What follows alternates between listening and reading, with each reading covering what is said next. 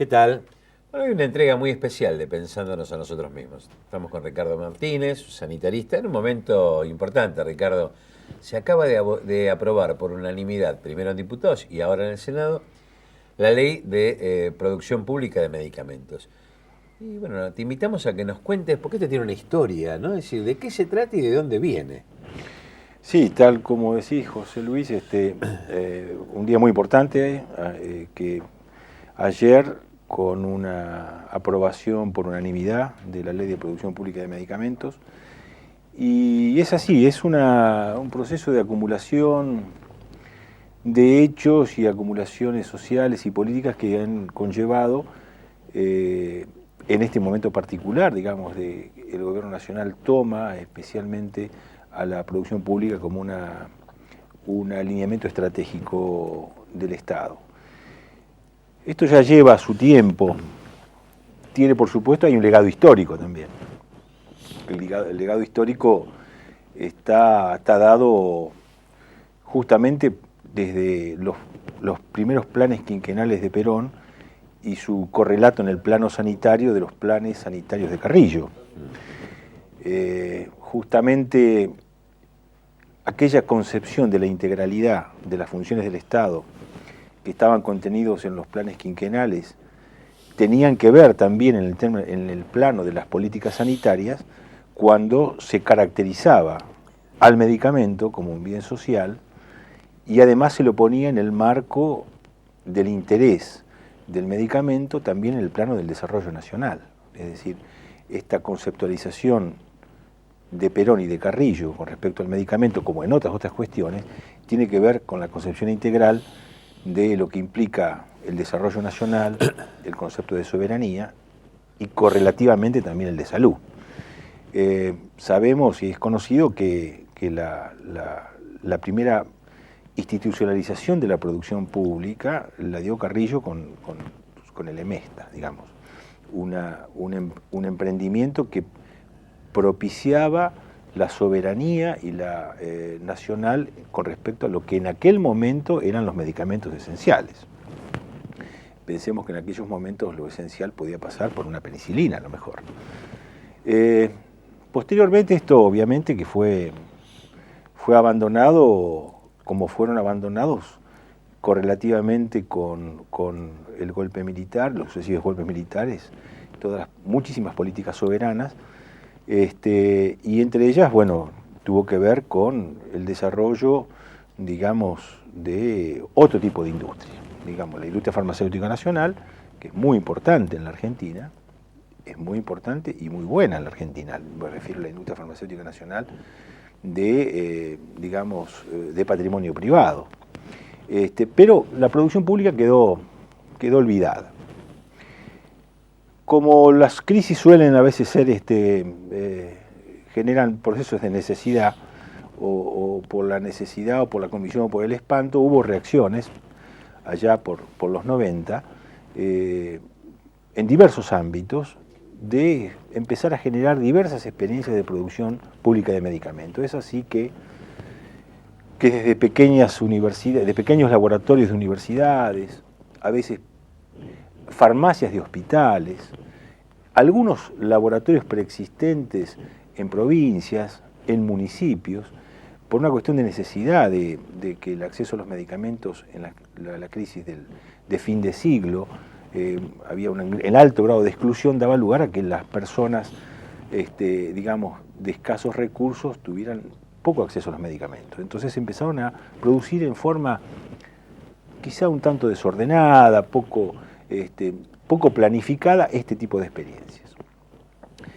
Y lo que sucedió ayer, digamos, que se cristaliza una ley, vale también como un homenaje a todos aquellos compañeros que han militado esta cuestión de la producción pública, porque acá hubo y existe, digamos, un conjunto de voluntades que han materializado en el plano de la producción, pero también hay un conjunto de personas que han militado la producción pública desde el punto de vista conceptual y que la han defendido en innumerable cantidad de foros y en innumerable cantidad de situaciones adversas.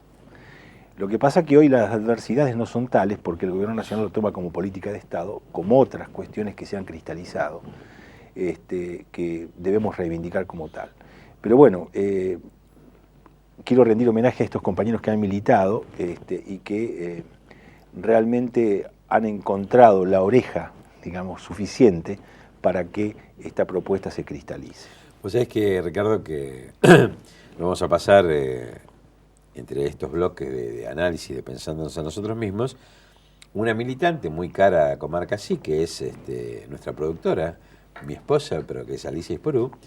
Bueno, tuvo el honor de, en su juventud, de ser alumna de Raúl Laguzzi, digamos, una víctima de los laboratorios, pero un incansable luchador a favor de esta causa. O sea que vamos a pasar una carta que Alicia escribió, rememorando parcialmente aquellas anécdotas, porque bien decís vos, el aporte, los buenos gobiernos son aquellos que interpretan o hacen lo que el pueblo necesita o quiere. Y acá hay una expresión de una militancia continua, con sus más y con sus menos, con sus avances y retrocesos, que hoy plasma en esta política de Estado, ¿no? Y te pregunto, porque para nuestro público, para nuestra audiencia, pero uno se termina acostumbrando a que va a la farmacia y compra el remedio. Y es más, cuando le dicen genéricos, no, yo estoy acostumbrado a la marca tal, entonces si no es marca tal parece que no es bueno, ¿no? Y la discusión en la que entramos es una que generalmente Leiva caracteriza, que dice que lo privado es privar de lo que es de todos al ciudadano. Entonces se ha privatizado el medicamento. Y en realidad esto es un derecho humano esencial dentro del derecho a la salud. ¿Cuál es la tensión entre lo público y lo privado que se ha venido dando? Antes de contestarte esto, José Luis, quiero rendir homenaje también a estos pequeños relatos que hay que recuperar, como este relato de Alicia, en su relación fraternal y de enorme respeto con Laguzzi, que rescata a Laguzzi y lo pone en la actualidad. Estos son los relatos que valen también, porque si no, solemos olvidar a estos personajes como Laguzzi, ¿no? Así que me parece sumamente importante que se escuche, digamos, la voz de Laguzzi actualizada en el Tenemos momento. nuestros héroes, y la dependencia pretende que la historia siempre empezó recién, ¿no? Esto creo que es una parte importante, ¿no?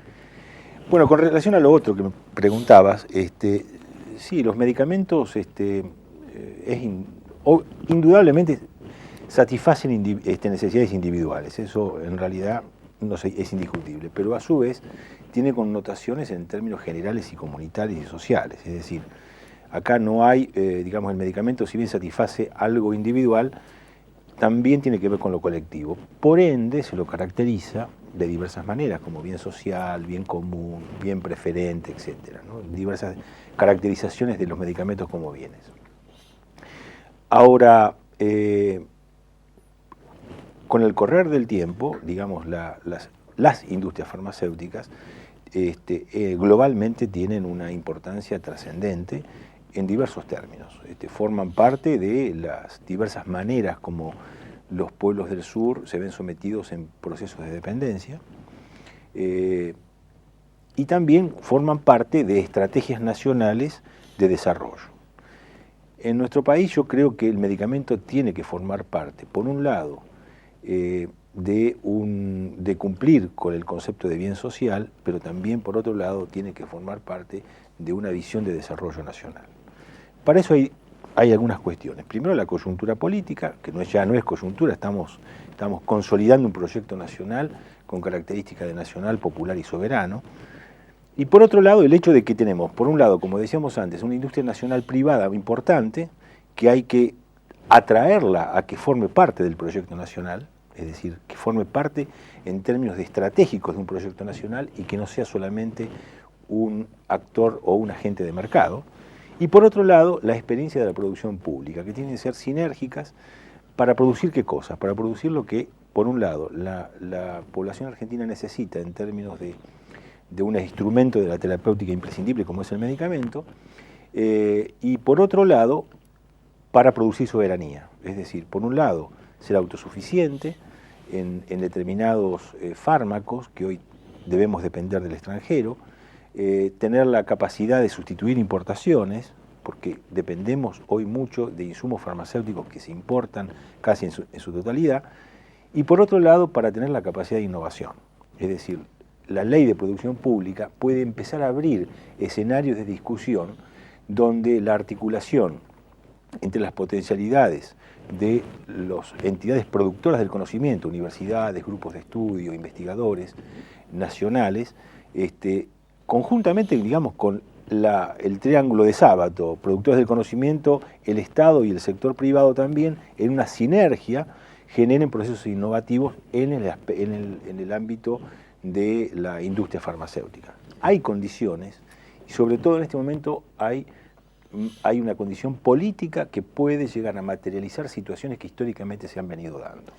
Dejamos un minuto aquí, seguimos en el próximo bloque hablando de esto, de las patentes, de otros temas que, bueno, que tienen que ver con lo mismo. Ya seguimos.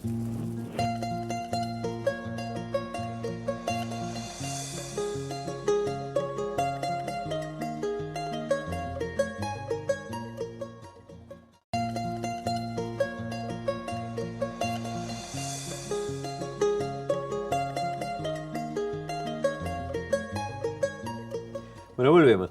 A ver, recién estábamos hablando, bueno, vos sobrevolaste algunos temas, ¿no? Que tienen que ver lo público y lo privado, las tensiones existentes. Me apareció el tema de las patentes, pero en realidad, una cosa, desde la lógica dominante, que es la lógica del mercado, de la oferta y la demanda, aún, digamos, una lógica que me parece insuficiente, pero aún desde esa lógica, la presencia de la producción pública viene a equilibrar quizás la postura a veces desaforada de quienes prácticamente no tienen competencia. Entonces, bueno, también es un elemento regulador dentro de esa misma lógica, sin perjuicio de que por ahí uno podría discutir si esto es un derecho humano a la salud, si tantas cosas se declaran patrimonio de la humanidad, ¿por qué no los medicamentos? ¿No? Digamos, ¿por qué alguien tiene que lucrar con esto? Pero, Ricardo, nosotros, decías en el bloque anterior, somos dependientes de importaciones que tenemos que hacer. Y me parece que esto se vincula con, primero contanos de qué fármacos somos tributarios o tenemos que importar, y por otro lado cómo juega el tema de las patentes, donde, bueno, se patenta algo que es de todos, ¿no? Pero bueno. Básicamente, para que pueda entenderse, los medicamentos esenciales que están determinados, por ejemplo, por organismos internacionales como la Organización Mundial de la Salud, son un número limitado, 300 o 400 tipos de medicamentos que se constituyen un listado de medicamentos esenciales. Esos medicamentos esenciales se producen en el país. El tema es que muchos de los insumos o la droga base para producirlos se importa. Entonces, esto es una estrategia de desarrollo nacional que implicaría sustituir importaciones, es decir, que esas drogas para producir los medicamentos esenciales se puedan producir realmente en el país. En esto cabe la iniciativa privada y muy importante va a ser ahora también la iniciativa del sector público, es decir, los laboratorios públicos. Por otro lado, como vos bien decías, visto hasta en una propia lógica de mercado, la presencia de laboratorios públicos pudiendo producir medicamentos esenciales a precios pero mucho más baratos que los de mercado, también originan una señal de precios. Es decir, de alguna manera en el plano del mercado entran a jugar poniéndole señalamientos a los precios, es decir, empujando a la competencia al plano de los costos de producción y los valores y los precios con que los laboratorios de producción pública pueden llegar a producir, que son muy inferiores a los de mercado. Por otro lado, bueno, además de ello, hay 30 y pico de laboratorios públicos en el país, hay 4 o 5 que realmente están en condiciones muy buenas de producir y que están produciendo, y algunos, digamos, en un nivel de excelencia muy alto, como por ejemplo los institutos cordobeses de hemoderivados, que son históricamente de referencia en el país y en Latinoamérica, pero a su vez también tenemos un montón de laboratorios que son pequeños laboratorios de universidades. Bueno, ahora nos obliga a repensar la función de ello. Es decir, ya no es una cuestión, digamos, de iniciativas individuales, sino que ahora colectivamente todo este conjunto de laboratorios, en virtud de una ley, hay una obligación, digamos, ya nacional de ponerse a nuclearse en un vector común para tener producciones cooperativas. Es decir, hay que producir de forma cooperativa, tenemos que definir qué es lo que debemos producir y que nos convenga estas sinergias enormes que hay entre conocimientos y capacidad instalada. O sea que yo te escucho, es inevitable, estos programas nuestros de Comarca sí son atemporales, pero bueno, estamos transitando un aniversario de los 37 años de la muerte de Perón, ¿no? Y yo me acordaba, cuando era chico, cuando era joven, esta cosa del libro sí, alpargatas no, ¿no? Es decir, esta falsa contradicción que los brutos eran los negros, peronistas populistas, dirían ahora siempre para descalificar a los sectores populares, y había una erudición académica en la universidad. Y a inicios del tercer milenio es como que hay una nueva síntesis, ¿no? de libros al servicio de las alpargatas, para parafrasear aquella consigna, porque se advierte una universidad que empieza a comprometerse con la gente de carne y hueso. Estamos dejando los libros de la europeización, de la cultura importada, que hay que también leerlos, yo no digo que no hay que leerlo, pero digo, estamos yendo a una aplicación práctica del conocimiento a la calle, con el hombre de carne y hueso. Y un dato que no es menor, que vos lo decís tranquilamente, pero me parece de una trascendencia a subrayar, es que Argentina hoy ya cuenta, no es que es una ley que pretende generar condiciones a futuro para que se produzca. Argentina tiene idoneidad y tiene laboratorios que ya están produciendo en óptimas calidades técnicas. Esto es importante que nuestra audiencia lo sepa. Porque si no nos van a venir con la competencia, no, pero tal marca es buena porque es alemana y nosotros, como siempre, no servimos, ¿no? Y acá hay una batalla cultural a dar. Esto es trascendente, digamos, el consumo de medicamentos como innumerable cantidad de usos y de consumos en una sociedad de mercado está atravesada por hechos culturales. Y bueno, en el caso del medicamento además está cristalizada por profundos hechos culturales como es la medicalización de la sociedad o la medicamentación también. Y en esta cuestión también nos han metido, digamos, el predominio y el triunfo de la marca, digamos, que se da en otras esferas de los consumos, también se dan en la esfera de los consumos de los medicamentos. Y detrás de la marca está la cuestión de las patentes, como manifestación más clara de trascendencia de términos de dependencias nacionales. Y bueno, pero también ahora cabe, digamos, acá no se termina todo en una ley, digamos. Esta ley, digamos, como habíamos mencionado, cristaliza un proceso de acumulación. Pero ahora yo les digo a los militantes de la producción pública, que hoy les rendimos homenaje, no bajen los brazos. Y pónganse la mochila. ¿Por qué? La pelea, claro. No bajen los brazos, porque hay que reglamentar esta ley. Claro. Y digo, muchas veces las reglamentaciones materializan el espíritu de una ley y otras veces la pueden desnaturalizar. O sea, estemos muy atentos, porque estas acumulaciones deben seguir generando nuevos hechos que nos den lugar a que esto se profundice. Que no nos podemos quedar de brazos cruzados. Ahí estás dando una punta muy importante. A ver, en principio aparece de la rápida lectura en la reglamentación dos instancias posibles. La que los organismos multilaterales que están apretando a los griegos, a los españoles, a todo el mundo pretenden es, bueno, está bien, tengan el laboratorio de producción de medicamento nacional, pero hagan la medicación básica, la mínima. La prestación básica universal que hubo para las AFJP, el PMO, digo, bueno, den lo básico, lo demás cada uno que se arregle y dejen para el negocio el resto. O que, haciendo eso mínimo que hay que hacer, la reglamentación habilite y profundice la investigación para el desarrollo y el crecimiento. ¿Vos qué pensás? Eso por un lado, eso es indudable. Digamos, acá los intereses no se van a quedar quietos, por lo tanto hay que seguir atento. Y por otro lado decir, bueno, hay que, digamos, en el propio texto de la ley se plantea de que el Estado deberá disponer los mecanismos necesarios para que los medicamentos producidos por los laboratorios de producción pública de medicamentos tengan la posibilidad de ofertar eficientemente en las compras del Estado. Bueno, esto hay que hacerlo efectivo. Es decir, digamos, tenemos que buscar la preferencia por comprarle a los laboratorios de producción pública, porque sabemos que aquellos que están hoy en buen nivel nos pueden dar medicamentos de calidad y además con costos y precios mucho más bajos.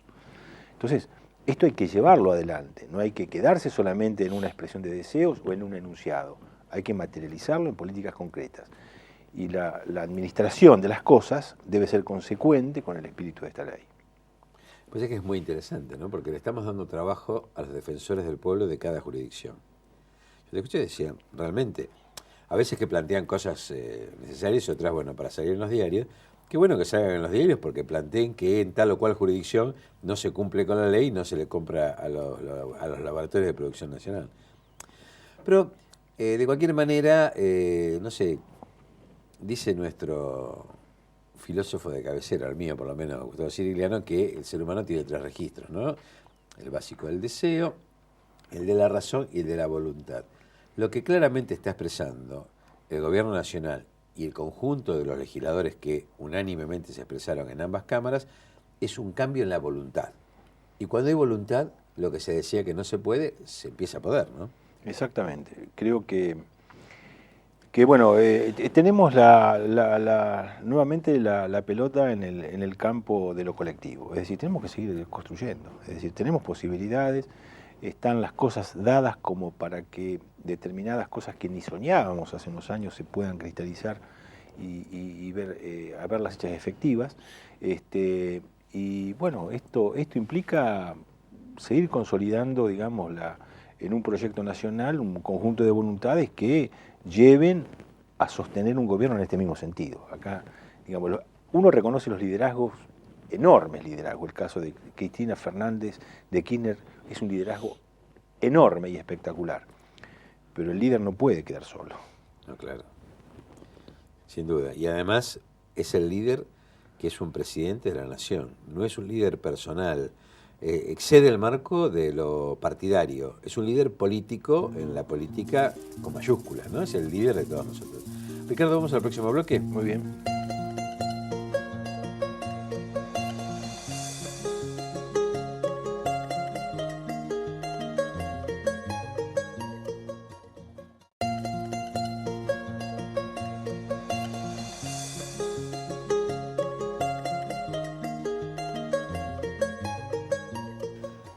Bueno, estamos en este último, que quizás sea el primero de muchos otros bloques que hagamos hablando de este tema de los medicamentos. ¿Sabes qué te invito, Ricardo?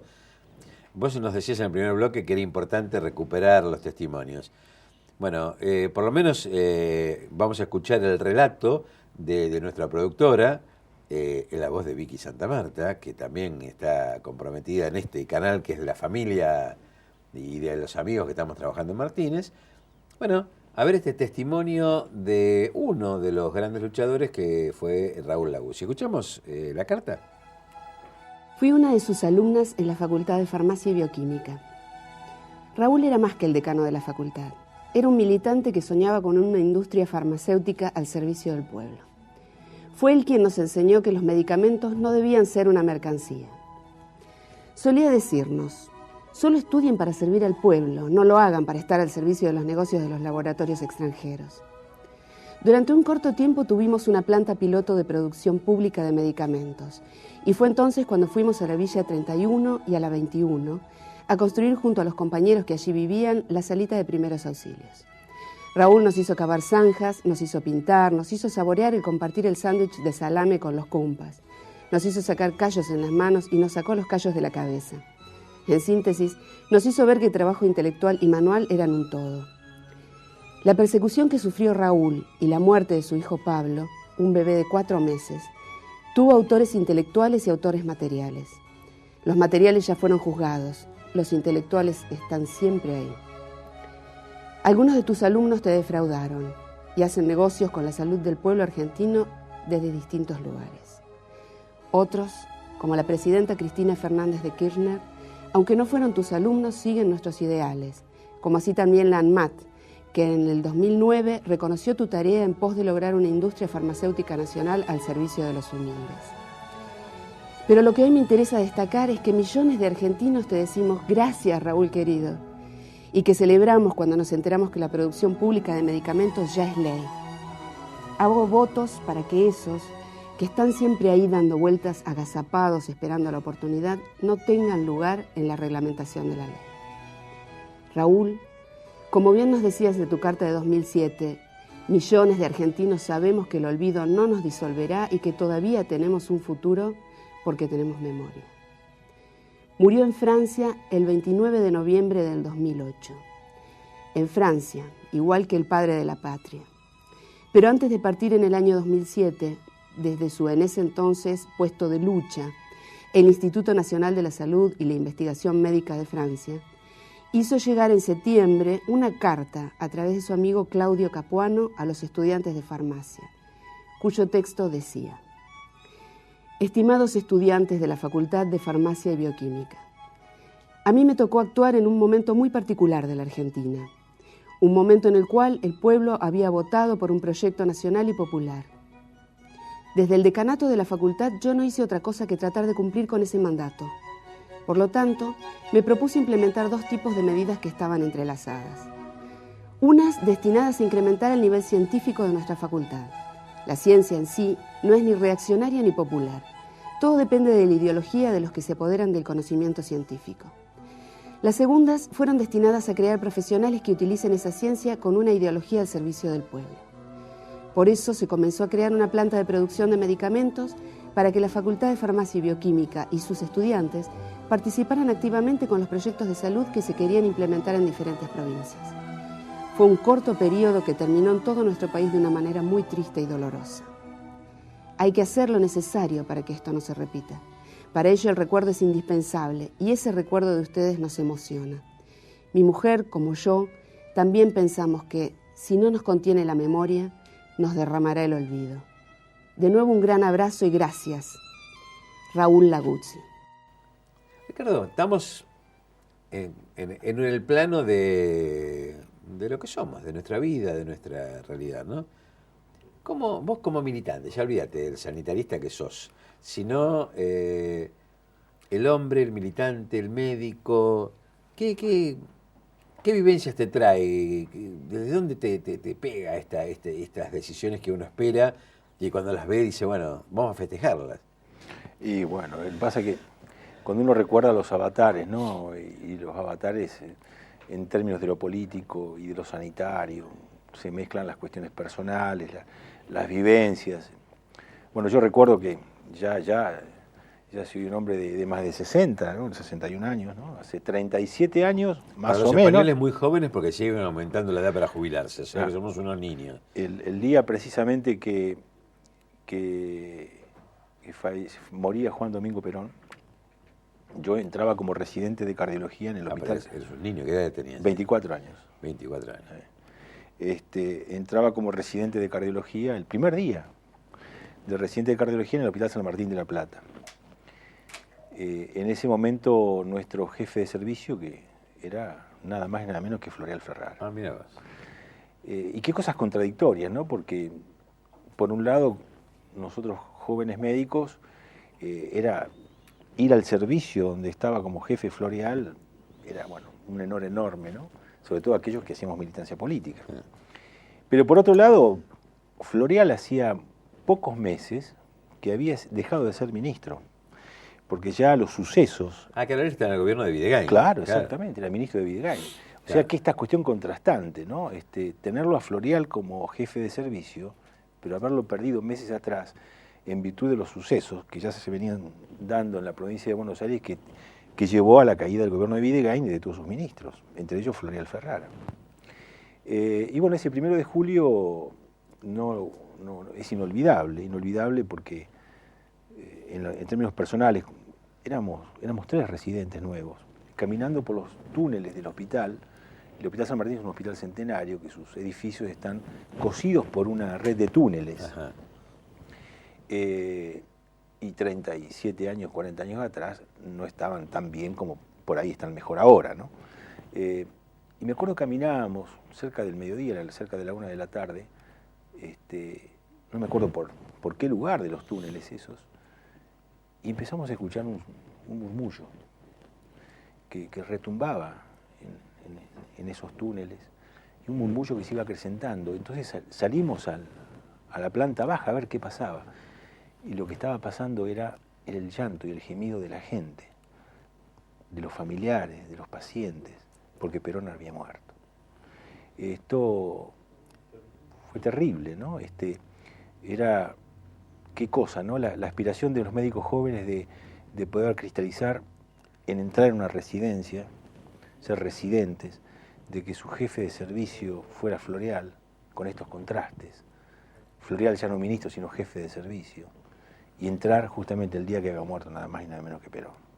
Así que estas son las cosas de los contrastes que uno tiene en su vida y que decimos, bueno, ¿y ahora? Bueno, pero ahora estamos viviendo, digamos, la cristalización de un montón de esperanzas y aspiraciones que históricamente hemos tenido, que con sus más y con sus menos se van dando. Quizá en el plano sanitario no estamos tan... Faltan bastante para recorrer. El sanitario más. Pero... Por suerte nunca nos satisface del todo nada. Claro. Pero la recuperación de los valores, la recuperación del concepto de pueblo, soberanía, autonomía, de sentirnos representados, esto es casi... habíamos quizá perdido las esperanzas. Pues es que, viene a cuento, Jorge Bolívar escribió hace poco un artículo referido a la desaparición de Perón y cuenta que lo que en el momento, porque este pueblo lloraba, ¿no? Es decir, porque esta es la parte de la emotividad, del sentimiento natural de lo que un pueblo que sentía una pérdida enorme, y propios y extraños en esa época, ¿no? Porque vos recordás que era un día lluvioso, de una tristeza infinita, se nos acababa a los argentinos, parecía el mundo, ¿no? Está condimentado con muchos recuerdos, con historias desde la infancia esperando el regreso de Perón, etc. Pero cuenta Jorge Bolívar que en un encuentro entre Churchill y Stalin, Churchill le dice a Stalin que si él tuviera en su área de influencia, se habían dividido el mundo, ¿no? Es decir, en Yalta, si en su zona de influencia él tuviera alguien como el mariscal Tito, él ¿qué haría para escarmentarlo? Le cuenta Churchill a Stalin. Y Stalin le contesta que si en su zona de influencia él tuviera alguien como Perón, él también lo escarmentaría y le cuenta qué es lo que haría.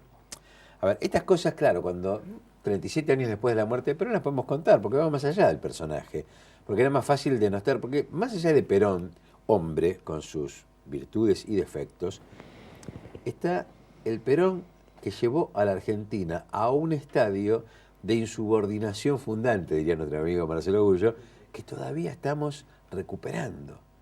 Y lo que me parece fantástico de todo esto, y que nos emociona, lo que dijo como un enorme piropo, el piropo más lindo que escuché para Cristina Fernández de Kirchner, lo dijo Leonardo Fabio.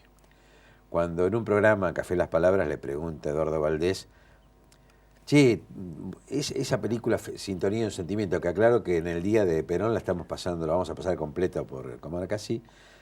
En Sintonía y Sentimiento, vos siempre te faltaba algo, le dice a Fabio, ¿no? Querías agregar algo más, pues sos un perfeccionista. ¿Qué te quedó pendiente de agregar sobre Perón?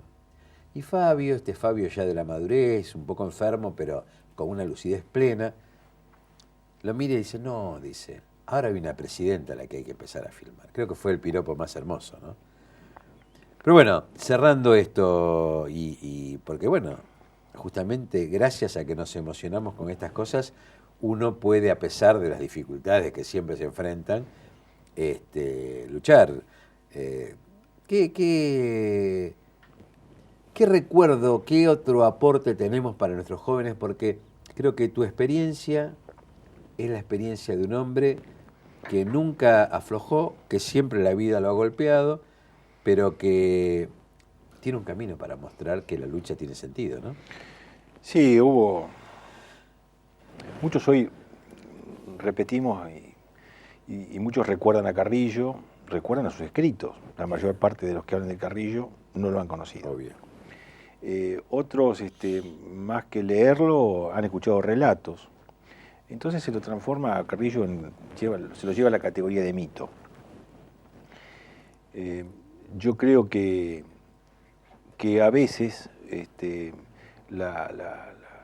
los sectores más retardatarios de la sociedad tienen la particularidad de elevar a la categoría de mito a determinados personajes para cristalizarlos y sacarlos de la materialidad y de la vitalidad que representa las historias de vida y la real representación de esas personas. Es decir, como algunos han considerado a Eva una santa, entonces la sacan de toda posibilidad terrenal, también mitifican la figura de Carrillo.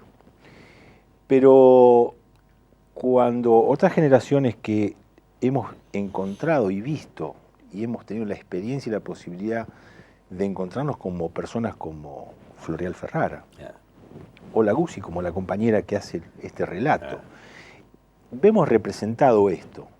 Sabemos que no son mitos, que son realidades, son personas de carne y hueso, que la hemos visto trabajar, actuar, jugarse, proponer, equivocarse, estimular, señalar los horizontes. Bueno, a ellos, digamos, de ellos tenemos que recoger esa experiencia de lo que se hace en el plano práctico, porque, es decir, acá se puede escribir ríos de tinta, pero lo que vale es lo que uno hace todos los días en forma cotidiana. Y estas personas nos han enseñado de que el juego es este. Acá hay que poner el cuerpo, hay que poner el alma, hay que poner el compromiso, hay que ser solidarios y fraternos.